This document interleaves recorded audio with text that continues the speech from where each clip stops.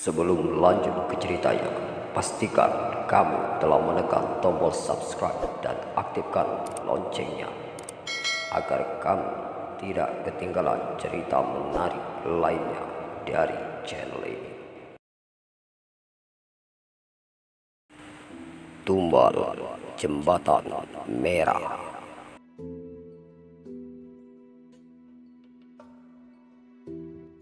Kami sekeluarga baru saja pindah ke sebuah perumahan yang jauh dari hiruk-pikuk kota.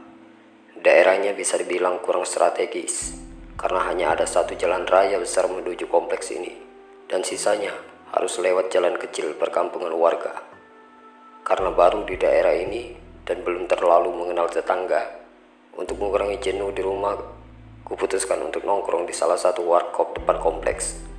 Di sana terlihat ada beberapa anak muda seusiaku yang asik bernyanyi diiringi gitar dan nyanyian lagu indie. Malah Mas, sambil menepuk salah satu dari mereka yang berambut gondrong dengan topi bertuliskan Supreme di depannya. Sontak saja, semua yang ada di situ memandangku dengan heran karena tidak mengenalku. Aku pun berkata, aku baru pindah Mas di kompleks sana, gabung ya, ucapku. Sama seperti tongkrongan pada umumnya, gak susah untuk beradaptasi. Mereka pun menerima kedatanganku dan mengajak bergabung bersama mereka. Aku pun saling berbagi cerita dengan mereka. Sedang asik-asiknya berbagi pengalaman, tak lama datang seseorang dengan sepeda motor yang terlihat habis terjatuh. Karena ada goresan di samping kanan motornya dan spionnya pun patah. Orang tersebut meletakkan motornya begitu saja dan menghampiri kami. Mukanya meringis menahan sakit. Kulihat celananya kotor dan sedikit robek serta menunjukkan sedikit luka di dengkulnya. Serentak kami pun bangun dan bertanya sama orang itu. Dia hanya terdiam dan sesekali terlihat seperti orang yang kebingungan. Tak mau ambil resiko, kami menenangkannya dulu sembari memberi air minum yang kami minta dari ibu warung di sana. Saat kondisi lumayan baik, pria tersebut menceritakan kejadian yang ia alami kepada kami.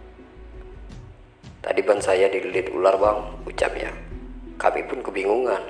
Pasalnya ular seperti apa yang bisa melilit ban sampai orang yang mengendarai motor bisa terjatuh. Ular yang besar bang, tambahnya. Di jembatan gantung atas sungai bukan? Tanya salah satu dari kami. Iya benar, jembatan gantung merah, katanya. Ternyata setelah kejadian tersebut, orang di perumahan kompleks tempat aku tinggal bercerita kalau jika jembatan gantung merah memang dikenal dengan kejadian anehnya, mulai dari kecelakaan tunggal, sosok anak kecil yang berjalan di malam hari sendirian hingga penampakan seperti yang dikatakan pengendara motor itu, yakni ular siluman besar. Mereka meyakini jika orang yang meninggal di sana sejatinya dijadikan tumbal pesugihan. Hal ini diyakini warga karena setiap pagi ada warga yang selalu melihat sesajen diletakkan di pinggir jembatan itu. Tapi hingga kini tidak ada warga yang tahu siapa dalang di baliknya. Kisah yang beredar tersebut pun cukup membuatku sedikit takut. Pasalnya aku belum terlalu tahu daerah sini dan bukan orang yang berani-berani amat. Tapi berpikir positif sudah sepantasnya menjadi pilihan yang tepat, bukan? Sampai suatu hari, saat ingin membelikan makan untuk ibuku, mau nggak mau aku harus melewati jembatan angker itu. Tapi ya sudahlah, toh aku tidak berniat mengganggu dan cuma numpang lewat. Tepat pukul 9 malam, aku mengendarai motor ke tempat tujuanku membeli makanan untuk ibu. Tak berselang lama, jika sudah melewati belokan ketiga sudah dipastikan di depanku akan terlihat jembatan gantung merah yang diceritakan angker itu. Perlahan, aku mencoba mengendarai motorku. Sesekali aku bernyanyi untuk menutupi rasa takut. Namun, tiba-tiba saja setelah setengah jalan melewati jembatan, aku melihat seorang perempuan dengan rambut panjang dan pakaian serba merah dengan cepat menyeberang jalan.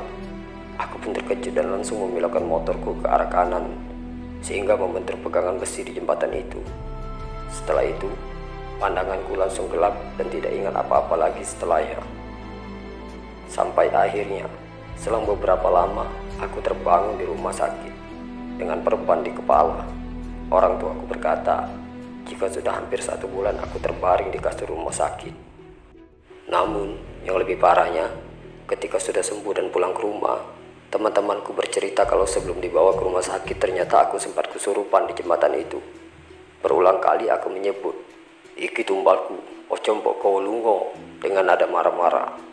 Entah bagaimana selanjutnya, sampai akhirnya petugas medis dan warga sekitar bisa membawaku dengan ambulan menuju ke rumah sakit. Dari kejadian ini, aku mulai berpikir dan bersyukur karena bisa selamat dari jeratan tumbal pesugihan jembatan merah itu.